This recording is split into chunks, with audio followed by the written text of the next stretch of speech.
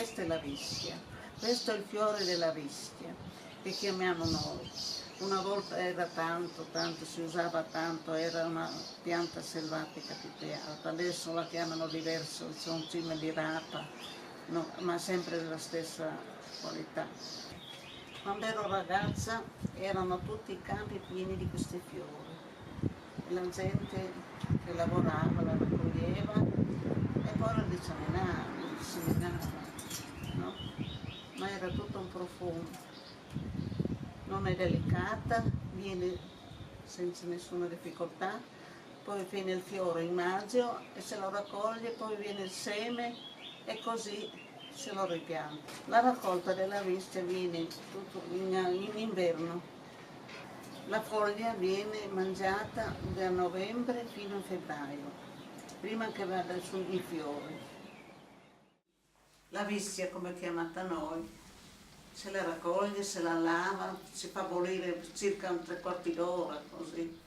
È una verdura che viene nell'orto, nei campi, in piena campagna, non è delicata per niente e si cucina, farla lessare un po', poi se la fa friggere in un tegame con un po' di aglio, la salsiccia oppure la pancetta, quello che piace.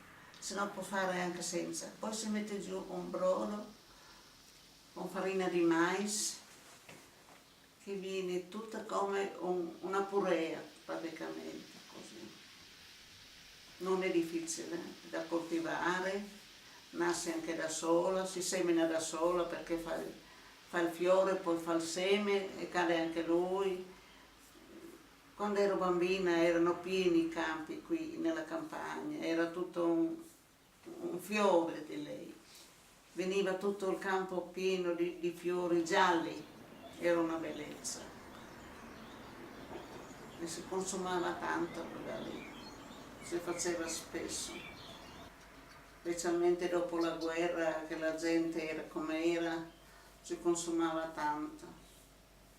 Vicino alla polenta, e con la polenta è buona. La facevi friggere con un po' di brodo di farina di mais. Si faceva un brodo con la farina di mais, si aggiungeva così nel tegame. Per mezz'ora se lo tira su così, nel burro viene una purea praticamente, si disfa tutto e viene un mangiare buono. Però adesso la usano tanto anche per fare la festa dei coscritti, li chiamano i muli e fanno la festa con la vischia, è una tradizione che si tiene qui ad Alesso. Tengono tanto queste cose, vengono tutti a vedere come fanno i coscritti qui. Prima era la vischia, poi la verza e poi sono le rose che fanno i coscritti di 20 anni. Io la pianto sempre perché mi piace, non è un piatto, per noi è speciale. Una volta noi si usava tanto, era seccante, ma adesso si può gustarla veramente.